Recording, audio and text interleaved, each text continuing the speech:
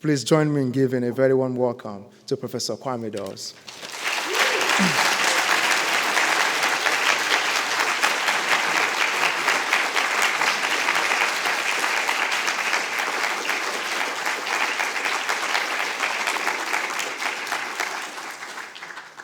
These Nigerians, man, I tell you.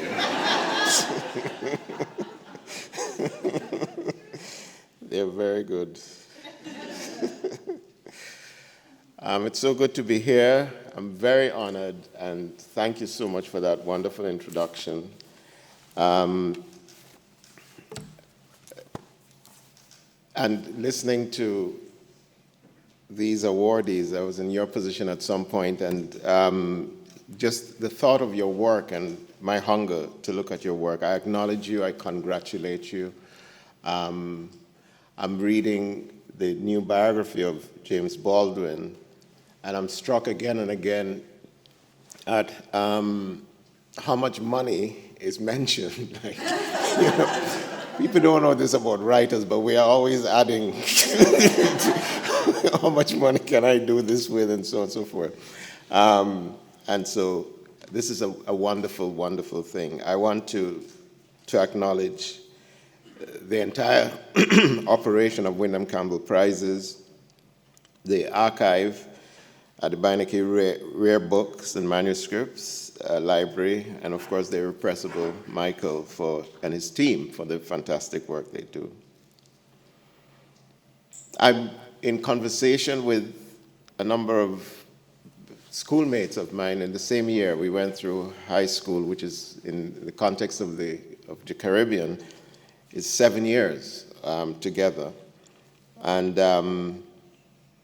they reminded me that I was somebody who had a propensity to read. I read a lot and so on. But during the final exams, the O-level exams, a few of the students hadn't read V.S. Naipaul's The House of Mr. Biswas, and were going to take the exam that day, which would have been problematic if you can imagine.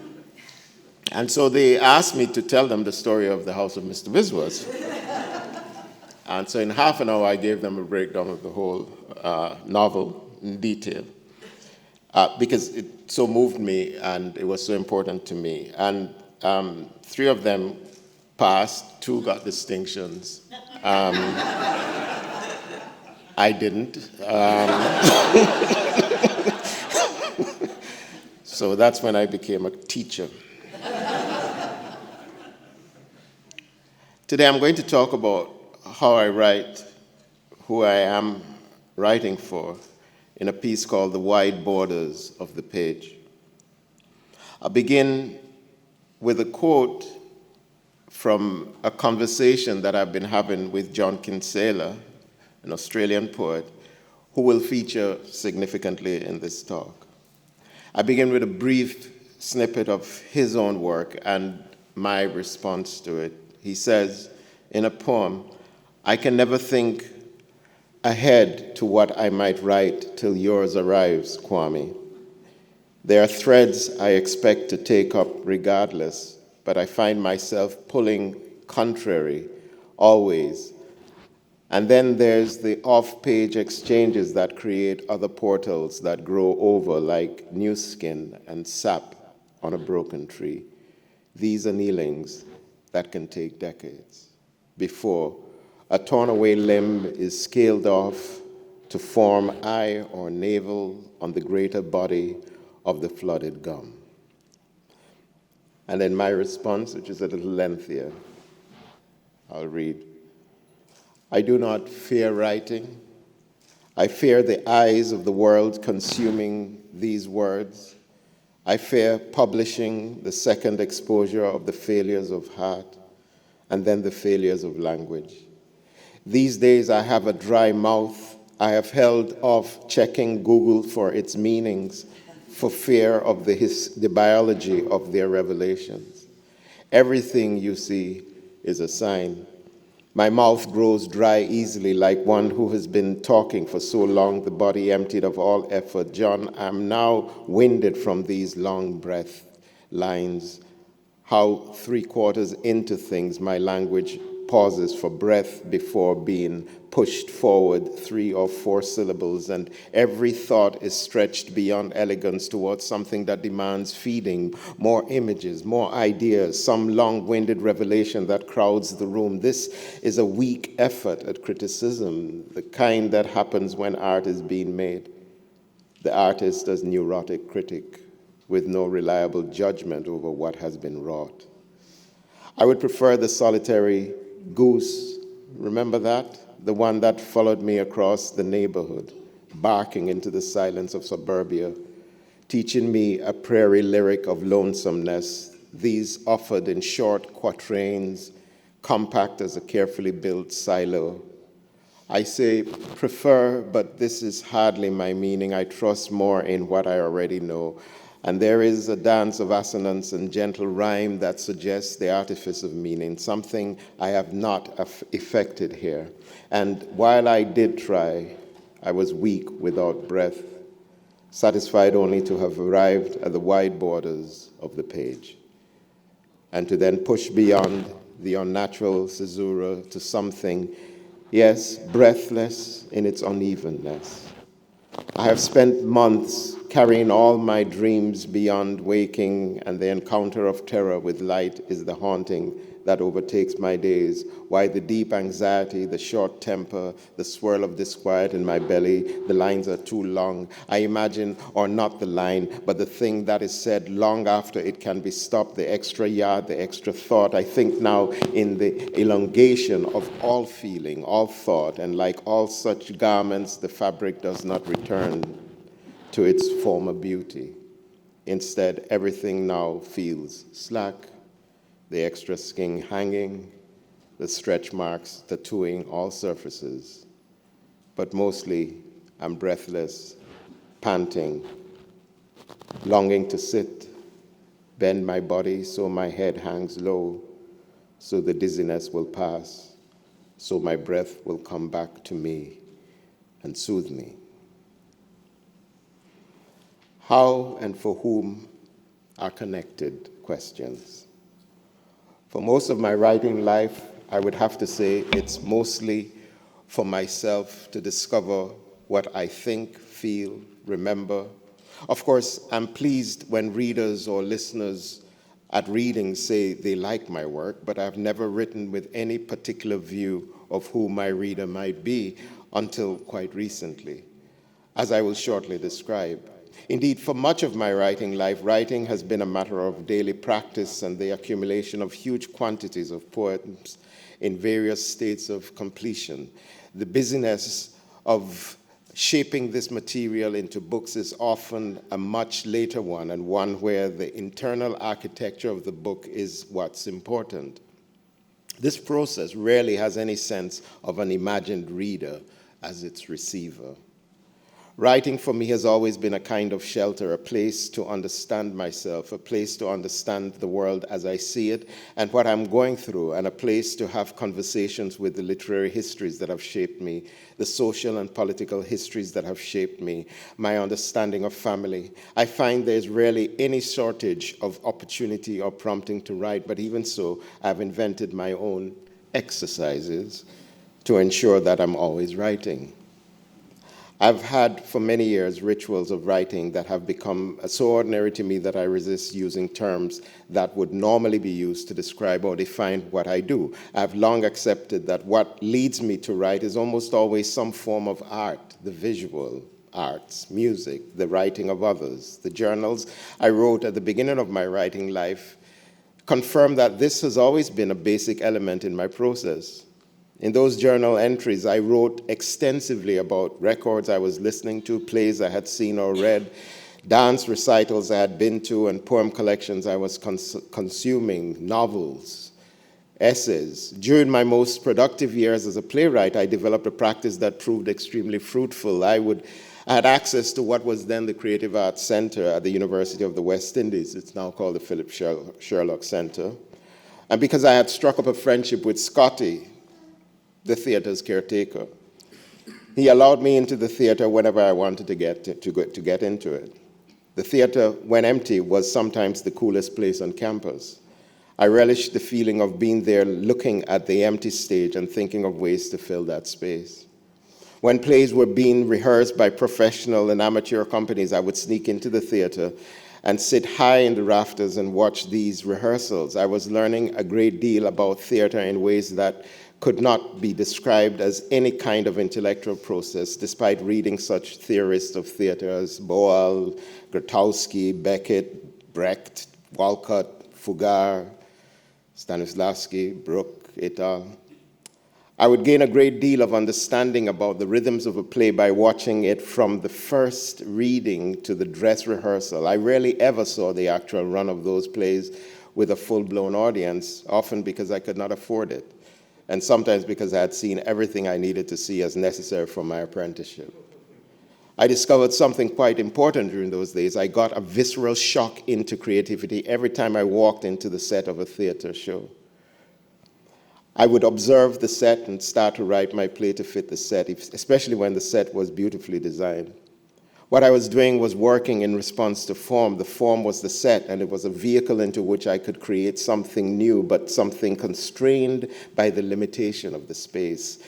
In a review of my play, Even Unto Death, this is about 1984-5, Harry Milner, a venerable Jamaican theater critic, ended the review by declaring, it was a balance, well, not balance, it was an uneven review, shall we say. But he ended the review by declaring that the set was the best thing in the show. What he didn't know was that was a stolen set. so I was getting credit for somebody else's set. Another example of how my writing is a form of internal dialogue is how, for many years, I've been writing in response to works of art. Years ago, I wrote poems in response to, as I've been writing this thing, I use phrases like years ago. So, I remember when saying years ago meant 5 years. Now it could be like 40 years, which is shocking to me, actually. Anyway, years ago, you figure it out. I wrote poems in response to the paintings of Tom Feeling, who did beautiful work on the Middle Passage. I don't know if you know his work, but it's stunning. And these poems were published as Requiem by People Tree Press in '96. And then I began to purchase postcards that came in box sets called the Art Box, published by Phaedon. It includes all kinds of art with maybe 200 postcards in each box.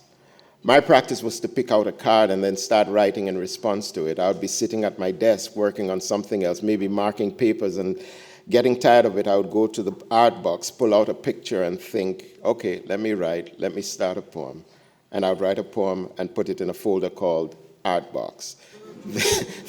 Then I started to do this with books. I had maybe 30 or 40 art books, monographs on art, and just photographs of paintings. The only requirement for those books was that those books had to have a lot of white space. So then I didn't want no writing in there, like commentaries on the art and so on and so forth. And they couldn't have any text. Then I would write the poems right beside the art. For over 20 years, I have ritualized this way of writing, rooting it in the compulsion to keep filling these pages with poems that are in dialogue with the art in these books. I've rarely gone further in thinking about the wider body of an artist's work or their place in art history.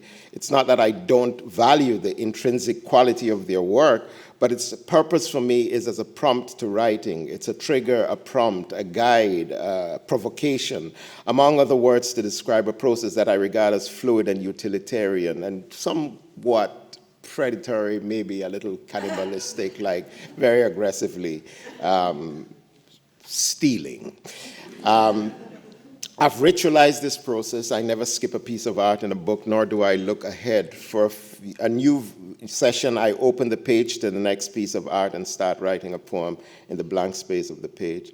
When that draft is finished, I turn to the next page, study the artwork, then close the book. Spend the rest 2 weeks, a week, or later that day. Then I open the page and begin to write. I guess almost 80% of the poems that I have written are ekphrastic in some ways, though they may say nothing about their inspiration. I'm not trying to write a poem that reflects or even analyzes the work of art, but use it as a trigger, as a distraction away from the tyranny of linear narrative, as a way of generating new ideas, fresh thinking. It's a process that keeps me writing, and it illustrates the extent to which the writing I do is very much an internal dialogue. It is my body responding to something and creating something.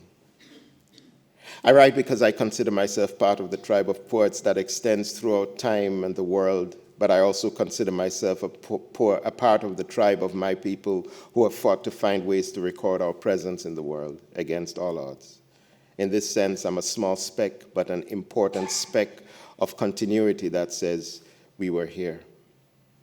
I believe I'm a chronicler of the sentiment of my time. I feel the world and I pay attention. I believe that whatever conspired to bring me here now and to take me to places where I have been also conspired to ensure that when I leave, someone will say the poet was here and the poet left a record of us being here. This is not hubris, nor self-importance. It's vocation, but it's also burden and it's desperation. To cry, weep, think, grow angry, desire, hungry, fear. And I want to create such moments for others. So around 2015, I struck up a friendship by email with John Kinsella, wonderful poet from Australia. He's a remarkable thinker and a very principled man. We are around the same age, and though we come from different parts of the world, we have found so many points of common ground and have at the same time learned a great deal from each other through the beauty of empathetic friendship and a love for poetry. We quickly became friends and began an exchange of poems, a regular back and forth, and we recently published our 6th book of poems together called Mortality, which came out last year. Some of the exchanges we published in 6 books we've written, the first, Speak From Here to There, came out in 2016, but some of them we kept for our own projects and for our own edification. This has become another beautiful and affirming means of generating work for me. We've met only once, and that meeting is one I don't remember. Indeed, it was John who remembered that we had met in South Carolina while I was teaching there over 2 decades ago. He had been invited to the campus, but I was largely excluded from the event for complicated reasons, and for reasons I do not think he was aware of. He tells me we met briefly in passing. For my part, I knew Kinsella's work and had been pleased when I received some of his poems for consideration while I was editor of Prairie Schooner. And when I moved to the University of Nebraska, my editorial response to his work started what has become a long and transformative relationship between 2 writers and 2 men. Our entire friendship has been conducted around poetry and through email.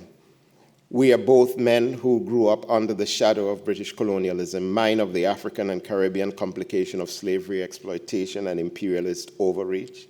Kinsella's as the descendant of Irish migrants forced to leave a country oppressed and neglected by the British government, a background then complicated by having a settler colonial Australian heritage. He writes always that as a Western Australian who lives in Noongar land, the land of First Peoples displaced by colonial settlers, as the inheritors of empire, we have both understood and understand the language and cult of cricket. And our closeness of age gives us a shared understanding. A cricket is not an instinct, by the way, it's the game.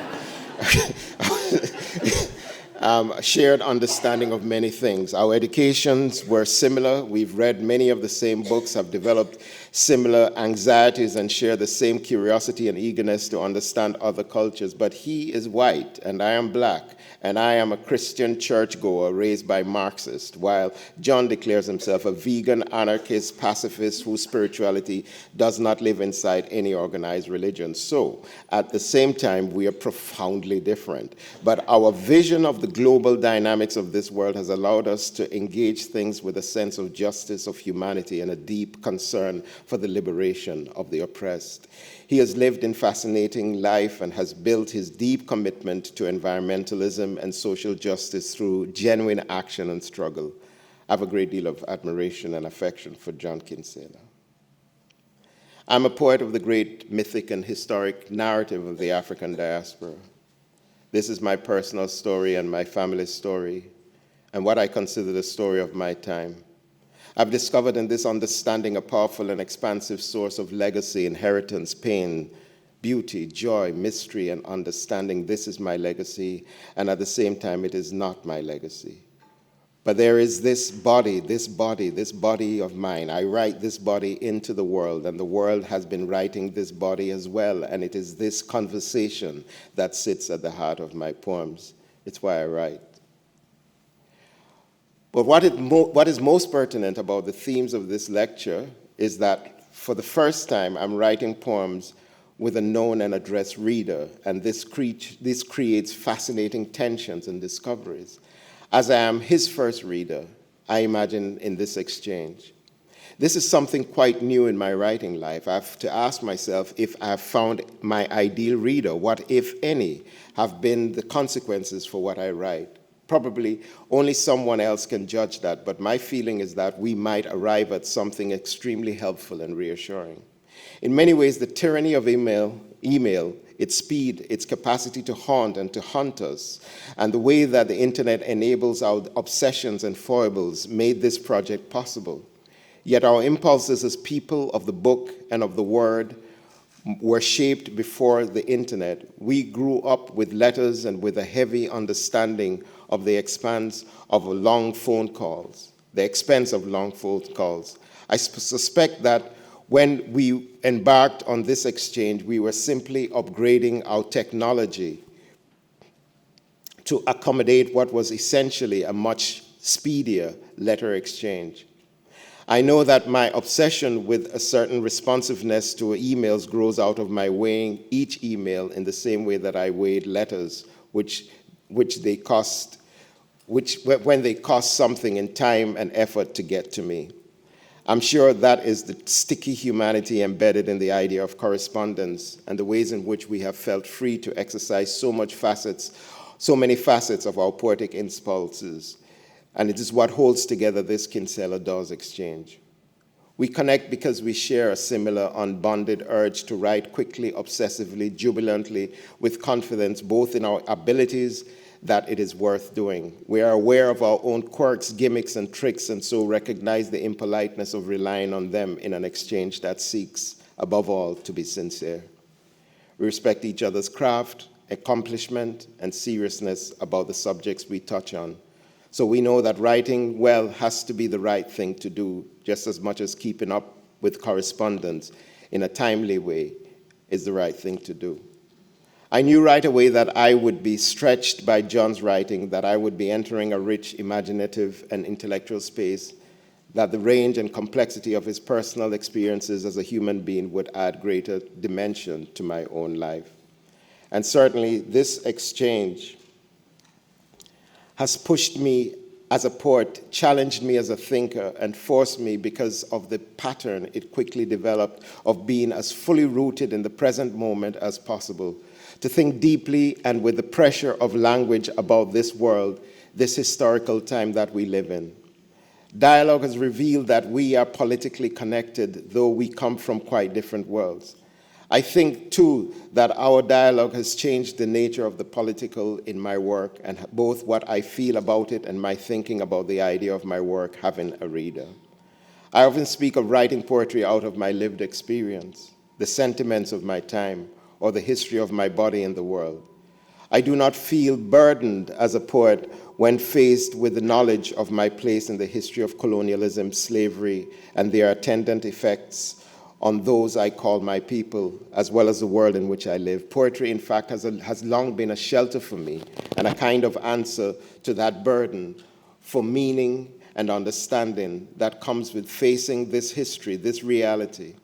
In all my poetry collections, there are inevitably poems that seem to express anger, sorrow, regret, indignation, and so on, but they are the end of a process that begins with living through difficult encounters with the repercussions of history that undergirds my sense of self. I do not come to poetry then to represent these histories, but to express the ways in which I respond to and process this knowledge, this experience. A blunter way to say this is to say that I'm not writing as a historian or expressing a political argument, but writing with an acute sense of the lived experience of history. By eventually sharing such poems with readers, I believe I'm enacting a wider conversation with those who have valued this function of poetry, that of poetry as a means of chronicling the sentiments of our times through the body and imagination of the poet. One of the benefits of being at this stage of my writing life is that of hindsight, the ability to look back at my work and to discover something about my own growth, my obsessions, my preoccupations, and my development as a poet and as a human being. This hindsight allows me to both discern whether never the rest of my work, and where there are departures, whether they come blessedly because I have seen more, felt more, and lived in this world some more. A knowledge of history is important to me, however. It has enabled me to make better sense of the present.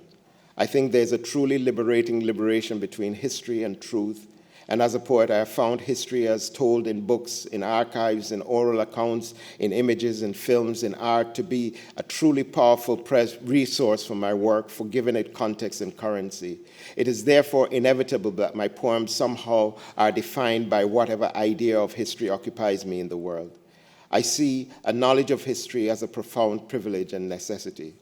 For many cultures, the preservation of historical record is a vital and necessary part of sustaining itself. For many cultures, historical awareness has a spiritual dimension in its engagement with the myths that give meaning to our existence. History creates a dynamic relationship between who we are now and where we are coming from. Sadly, I know too that the politically...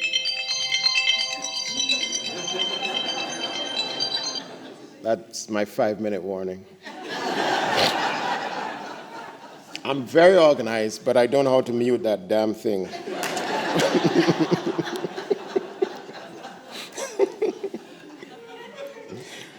For youth growing up in Jamaica, that was an early discovery. The emotional, psychic, and sentient denial of history for people who were oppressed, denigrated, and uprooted from their civilization has been one of the genuinely tragic realities of our modern world.